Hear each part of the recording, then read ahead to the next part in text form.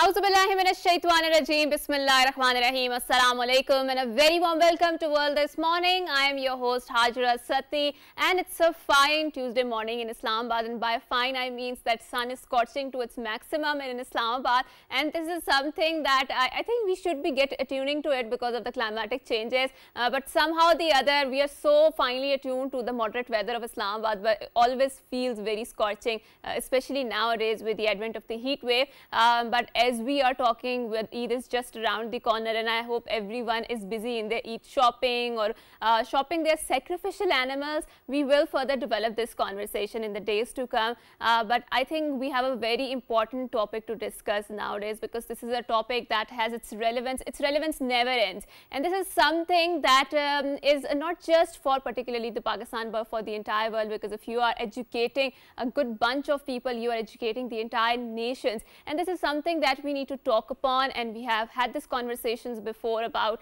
how to have a more move away from a more teacher-centric models towards a more inclusive, more collaborative models, and with the advent of the researches and the development that has been going on, and how inclusivity needs to be addressed, and particularly in Pakistani education system. And when I talk about education system in the rural areas, how can we do that? There's someone from the Pakistan who is doing an amazing research on this model and how to address it. We are very glad, and I'm very glad that I have been joined by Mr. Akash Kumar. He happens to be a research graduate assistant from the Texas A&M University. Assalamu alaikum, and thank you so much for coming to my show. Wa alaikum assalam. Thank you so much for having me here, Hajra. Right. So we are really interested in the sort of research that you're carrying out. Do you mind sharing some of the latest trends in your research?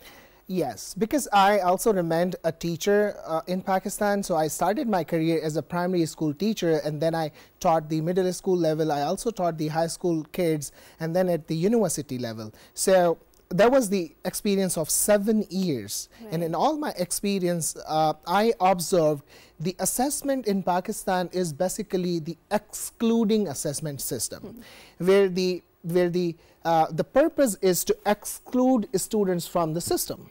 And that is why we call it exclusive system of assessment. Say, for example, we judge our students on the basis of grades, numbers, scores, the percentage.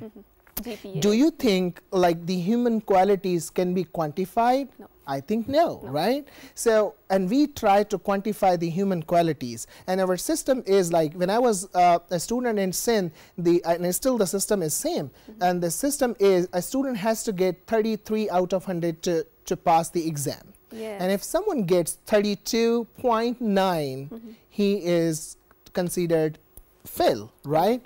So like, you are deciding human life on the points, on the numbers, on the scores. On the other hand, then I did some research when I was doing my MPhil at Sakarya University. So I was thinking, like, how can I introduce the alternative system that is inclusive assessment system? Right. Then I read about socio-cultural theory, and that says, like, if a student gets 33 out of 100 is not fail. And if any student gets 99 out of 100 is not genius. Right. These two scores say or tell you these are the learning scores of the student. This student learned 33 out of 100, and this student learned up to 99 out of 100. These are not decisive scores. Right. You don't have to make judgment. So then I introduced the dynamic assessment in Pakistani system, and I conducted experimental researches, 2 studies, and I showed the teachers, like, see, if we assess our students dynamically, right, we can actually shift, as you just said, like, we can actually shift the teaching and assessment from teacher-centric to student-centric. Right. We have to help the student. We have to mediate the student. We have to guide the student instead of judging or labeling the student. Right. I think, thank you so much for pointing it out. And as a teacher, I often wonder, because our educational system or the assessment methods, as you like to put it out, is heavily biased in the favor of quantification, right? So how do we dissect it? What is the other alternative that you're talking about and you're researching on this topic? So there's a concept of zone of proximal development, and that tells that if a student, say for example, if a teacher is asking a student that you have to write the essay of 250 words, and this is the task of 20 marks. Okay. And if a student is writing the essay of 100 words, the teacher is like, because I said you have to write 250 words and you wrote 100 words, now your 10 marks are cut, they are deducted. Now the teacher is not focusing on the ideas of the students, but the teacher is focusing on the length of the essay. Right. Right? But the zone of proximal development says you ask the student to write the essay of 250 words, but the student has written the 100 words. This is the actual level of the student. Right. Now, if you want a student to write 250 words, you have to help the student, as in the next time, a student should write 150 words. Right. Because right now he wrote 100 words. Next time he has to write 150 words. And then the next time he writes 200 words. This is how gradually, with the help of more knowledgeable other, and then the more knowledgeable other can be a teacher, can be a brother, can be a sister, can be a computer, can be mother, can be father, anyone who is more knowledgeable other from that student, he or she has to help the student. Right.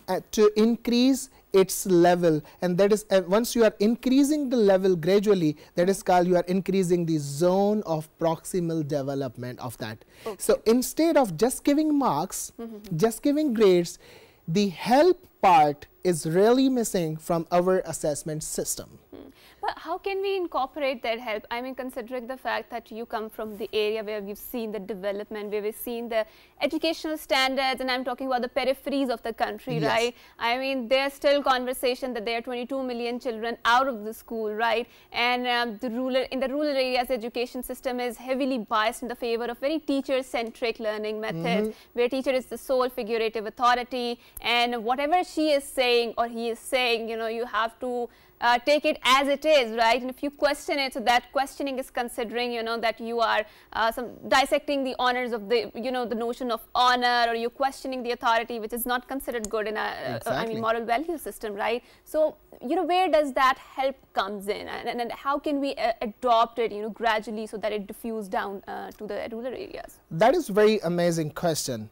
Change is never easy. Oh, yes. Rome was not built in a night. True. Right? So it comes very slow, and at the initial level you cannot even see the impact because it is so slow.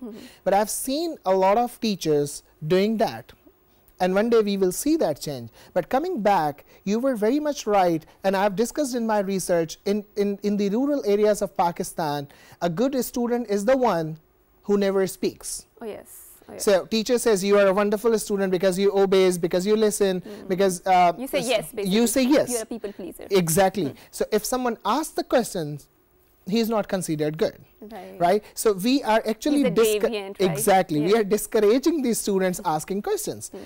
But now I think, because everything you have to do, you have to do modeling. Yes. As I said, because, and that was the reason I conducted experimental studies, because I was like, if I conduct the systematic reviews, if I conduct the interview research, qualitative research, people may ask me, like, what is the proof that it can show us the results? And that is why I went to the field, I conducted the experimental research, and I showed teachers that, see, this is how, if you teach this way, if you assess the students this way, see the results. Right.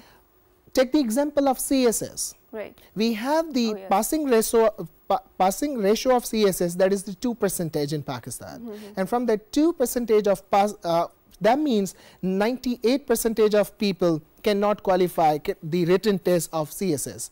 And from those 98% of CSS failures, I don't know if I should say failures, but they cannot qualify the written test. If you see that percentage, from that 98% of people, the 98% of people cannot pass the essay paper. Oh, yes. This says that the writing skills of our students are really at alarming stage. This is why, because all the life we have taught writing skills as a process. Oh, yes. So teachers say, so you have to follow a process while writing anything. So you have to brainstorm first, and then you have to write the first draft, then you have to write the second draft, then you have to edit it, then you have to revise it, then you have to give it a final shape. So teachers actually follow a kind of process while teaching writing skills. But what about the assessment system? They assess writing as a product again. Okay. That's like this. Right. So they just put the tick marks on the marks, and they say some comments like excellent. So if someone gets excellent on his essay, doesn't even know what is excellent in my writing. True, true. Is it handwriting which is excellent? Are these ideas which are excellent? Is it coherence which is excellent? What is actually excellent? And same goes the other way. If someone gets the comment like you need improvement, the student doesn't know where do I need improvement. Right. Do I need improvement? So I'm talking about that kind of assessment system. Just giving, teachers think that is the feedback. Right. They just write one word comment and they say this is the feedback. This was never feedback. Right. Feedback should guide me, where do I lack? Feedback should guide me, where can I improve? Feedback should guide me, where am I good at? Right. So the change, coming back to your system, like how can we bring the change in the system? That would be like designing the professional development programs for the teachers. Oh, yes. And those professional development programs should be modeling best. I do train teachers in America these days, and there, when we train the teachers in America, we do 100% modeling. That this is how you have to teach. On the other way, when I used to train the teachers in Pakistan, that's very funny story. We used to lecture them. So this is what John Davies says about education. This is what Piaget said about education. This is what Erin Erikson said about education. This is how children learn. And to my astonishment, one day after training the teachers, I visited one of the classrooms and I observed a teacher was teaching the training to the students. And I was like, that training was for you. Right. That was not for your students. Right. So the training programs that we give to our teachers, the professional development programs, they really need re-evaluation. We should revisit our professional development programs to train the teachers for bringing that change. Right.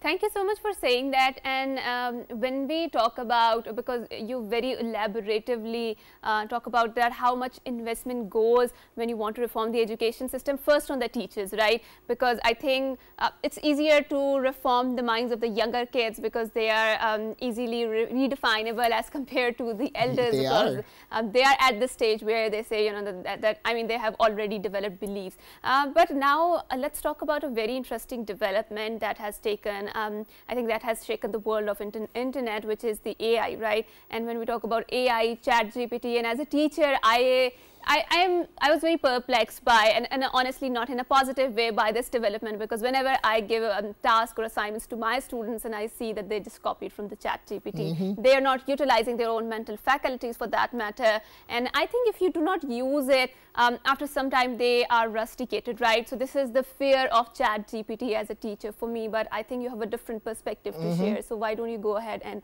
shed light on that? For that, actually, we need to understand how these generative chatbots actually work. Right. I think a lot of our teachers and students do not know how ChatGPT actually works. Right. So we need to understand that ChatGPT or other similar chatbots, they are actually predictive models. Okay. They do not know what you want it to write. Right. Say, for example, if you are giving it any prompt, ChatGPT doesn't know what you are asking it to write.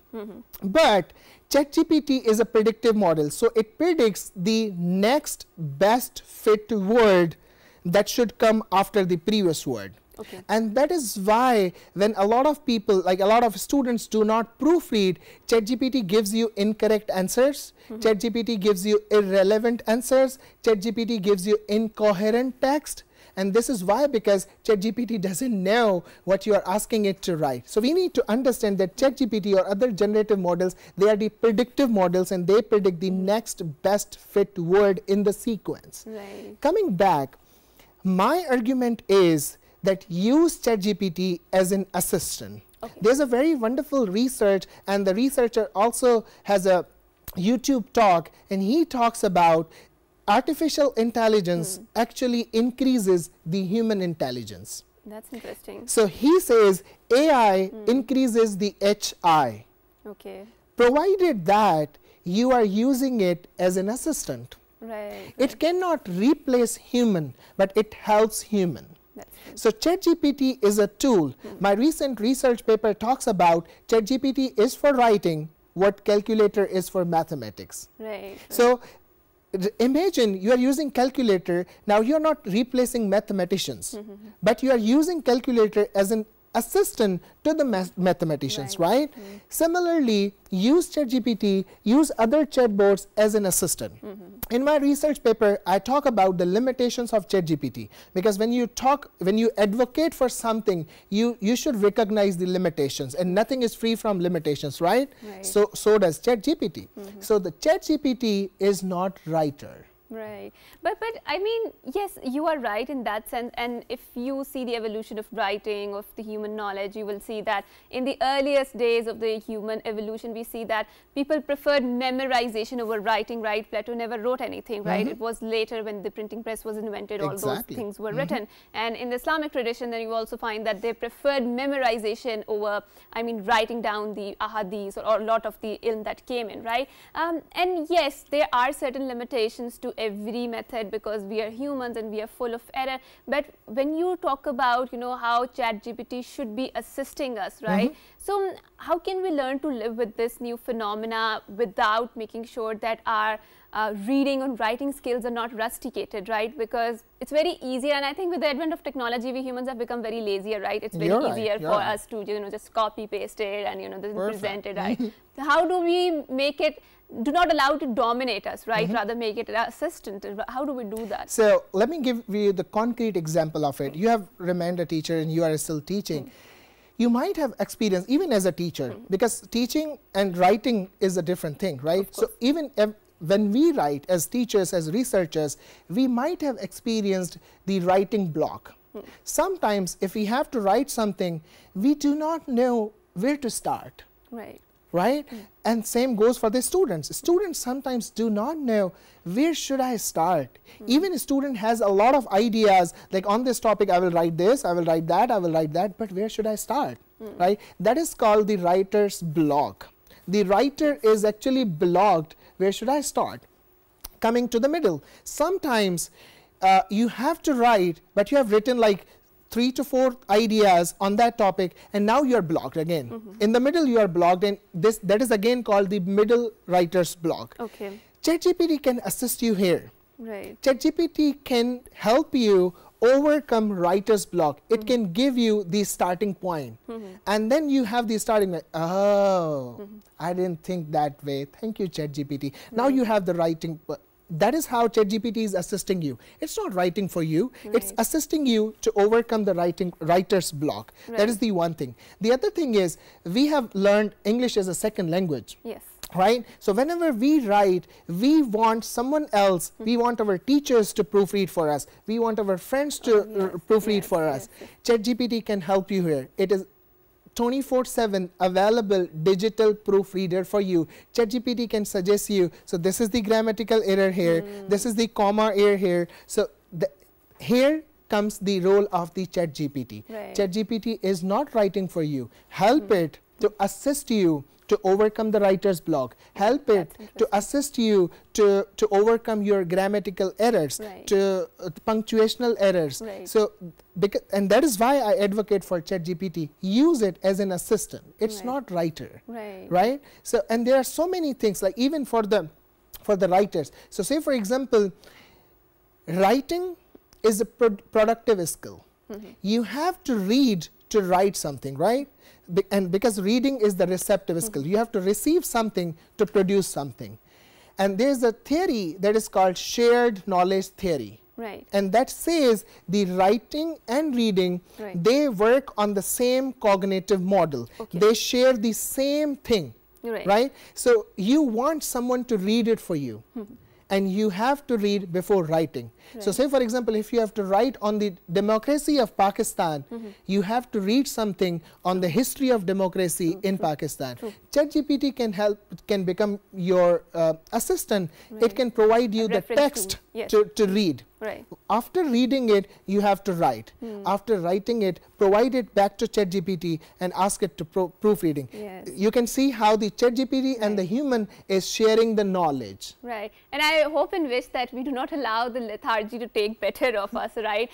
Because that requires a lot of effort, and I think digital technologies has made us a lot more lethargic. But so now once again, let's stay back this conversation, because we are talking about ChatGPT, we are talking about very fastly changed era in the era of digitalization. And when we talk about our school models, they are focused a lot on the traditional learning paradigms, right? And I mean, from 10 years from now, we will see there are lots of jobs that are going to be created which do not even exist as of now, Exactly. right? So it's crucial that we equip our students and polish their skills in a way that they're able to understand and live for that era, right, which is about to come, right? How do we develop that critical thinking skills in the Pakistani education system? Because again, this model is heavily biased in the favor of rote memorization, and we're coming from the same background, right? When I was a student, I preferred, and I was a very good Rattu Tota, right? Yes. So yeah, I even remember, कि किस page पे क्या answer लिखा हुआ है. So I was very good at it, right? Years later, when I came to university, then I realized the fallacies in my education system. So how can we better equip our younger kids for an era to come? Well, that is an amazing point again. We need to think, a student who is in class 1 in 2024, that student is to be prepared for 2044. Right. Right? So we need to think, are we actually preparing our students to compete in the world of 2044? I think no. Right. Because in 2044, as you said, a lot of jobs will be completely replaced, and a lot of jobs that we do not have right now will come into play. Right, right. So we need to think like, are we actually preparing our students for that kind of era? The answer is no. Now, how can we prepare that? The responsibility comes back on the shoulders of the teachers, policymakers, curriculum developers, the textbook makers. The dilemma is, when we were recently revisiting Pakistani curriculum, Right. we still found the lessons, and the lessons say the radio is a miracle. Okay. We are teaching, living in 2024. Which is about to get, redundant. Exactly. Living in 2024, we are teaching our kids that radio is a miracle. Right, right. Imagine, like, we are still living in 1980s. Right. And now we want to prepare. When I was applying for my PhD in USA, everybody was telling me, do not apply for direct scholarships, because for direct scholarships, there is a lot of competition. You cannot win that. Right, and I think we will develop this conversation further, particularly on educational system, but after a short break, so don't go anywhere. Good morning.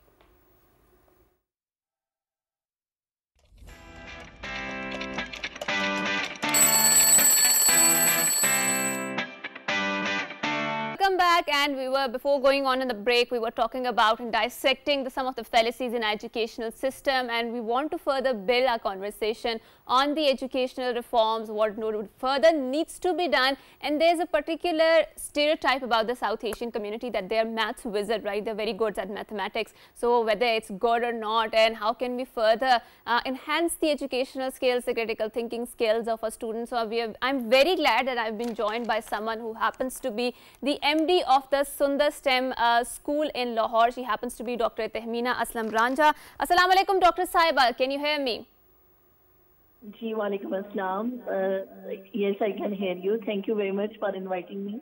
Thank you so much for joining us. So, Dr. Saiba, can you tell us about your particular school and why there is a focus on the STEM education, and can you elaborate the significance of why we need to focus a lot on STEM education? Is it because it's very trendy nowadays, or there is a nuanced approach to that? So, please go ahead.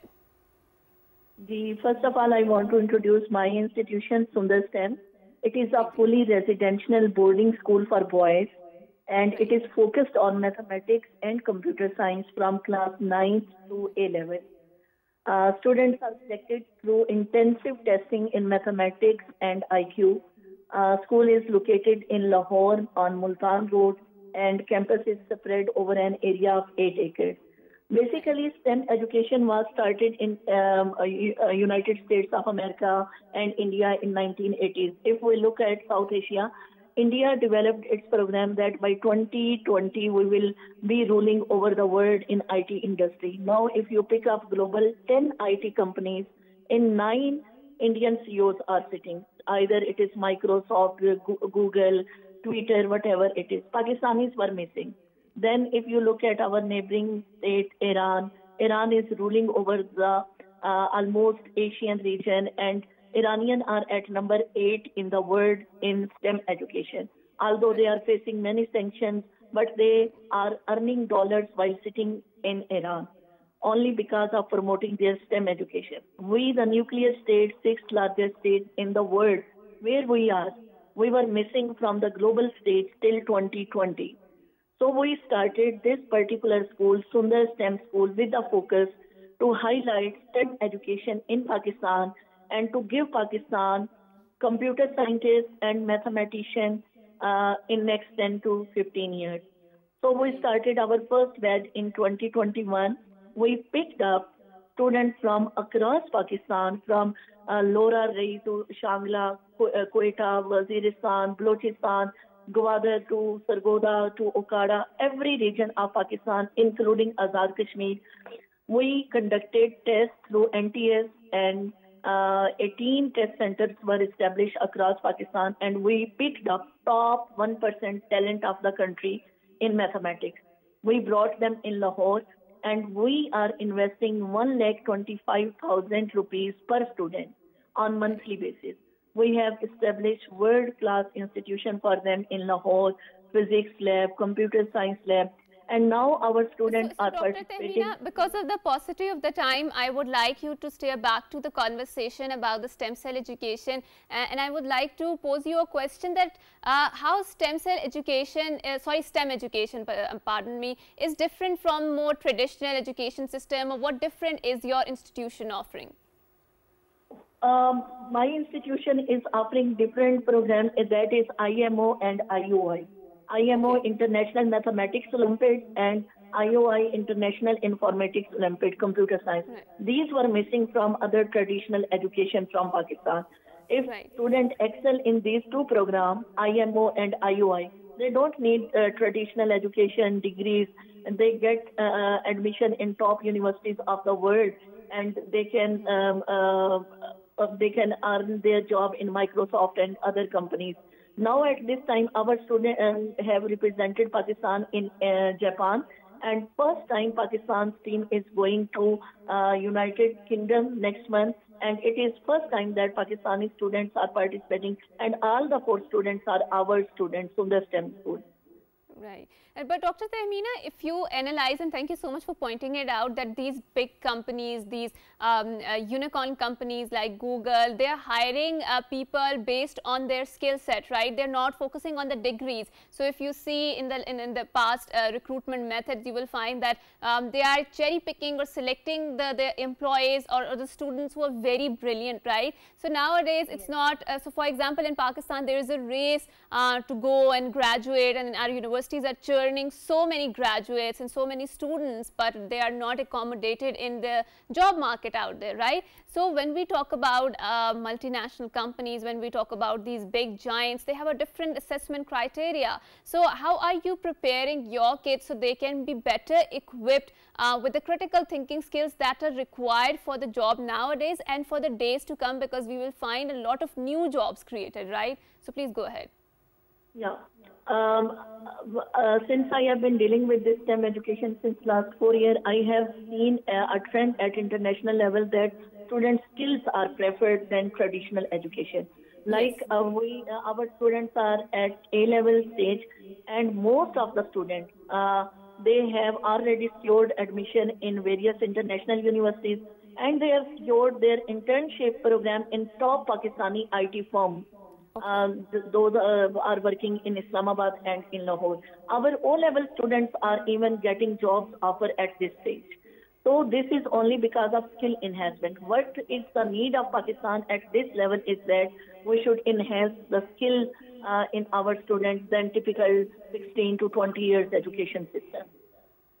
Right. And Dr. Tahmeena, so far how has been the response from the students and from the community members, and how is your educational system contributing towards the missing gaps that we find in a normally a typical curriculum in Pakistan? So please go ahead. Yes, curriculum is specially designed by international teachers. We have 8 international teachers from Romania, Iran, Bulgaria, United States of America and Japan. They are teaching our students online, and then our teachers, those who are hired, those who are graduated from LUMS, they teach our students. We have quite comprehensive educational system for them, and this program is specially focusing on mathematics and computer science that is not focused in other educational institutions. Other educational institutions go for marks and position. We are only working on mathematics and computer science so that skill set should be produced in Pakistani students. There is top talent in Pakistan, but they needed an institution, and we have provided them that platform in the shape of Sundar STEM School. Right, right. Thank you so much, Dr. Tahmeena, for shedding light on how you're contributing towards the Pakistan's missing gaps when it comes to the curriculum and the education system. Thank you so much for being with us. Now we will step the conversation back to where we were talking about the greater general reforms that are needed to inculcate an education system. Dr. Akash, let's talk about, you were talking about the missing gaps when it comes to education system in a more sense of gender representation or misrepresentation, as I would like to say it. So go ahead, what are the latest trends? So recently, we actually revisited our curriculum, like Pakistan revisited the curriculum in 2020, and then we also talked about the single national curriculum. The previous government introduced single national curriculum in Pakistan. After the re-evaluation of that curriculum, I went to the field. I evaluated all the textbooks. I'm talking about the textbooks of Sindh province because I evaluated particularly the textbooks of Sindh province. We found wherever, like say for example, let me give you the concrete example of class 1. In class 1, the overall representation of gender, including men and women, was 23. Right. So there were 23 instances where the gender was talked about, represented overall. Right. From that 23, there were only 3 times when women was discussed. Okay. And can you see the misrepresentation of the men and women? You are discussing the gender 23 times in a textbook. Among that 23 times, you are actually discussing women just 3 times. And how are you representing women? Wherever the women is represented, it is represented in subordinate roles. Like women is shown working in kitchen. Women is shown applying makeup. Women is shown as nurse. I did not find, to my astonishment, I did not find in any of the textbooks from class 1 to class 5, not a single example of women shown in army uniform. Okay. Wherever you have like shown army personnel, you have shown a male. So this is how you are actually creating a segregation in young minds that these are the professions for you because you are a male, and these are the professions for you because you are a female. And I also reviewed the research of Turkey, Azerbaijan, China, America, and there is complete difference between the research in Turkey and America, in Pakistan and America. If you see the textbooks in Western context, they have really equal representation of men and women. Okay. And perhaps this is because I think our society is really patriarchal. They promote men over. I think every society is patriarchal. It's not just limited to Pakistan. Well, maybe you're right. We're living in a patriarchal global world. To some extent, I cannot disagree with that. You're right. Like every society is patriarchal society, but somehow the Western context is mitigating that. Are you really sure? I think they're just whitewashing it. I do not agree with this assertion. Maybe at least in the textbooks. If you look at the US society, they have yet to elect the female president. In Pakistan had twice, and that too in an era when there was not that much conversation on the women empowerment as it is now, as of now. I mean, there's lots of conversation going on.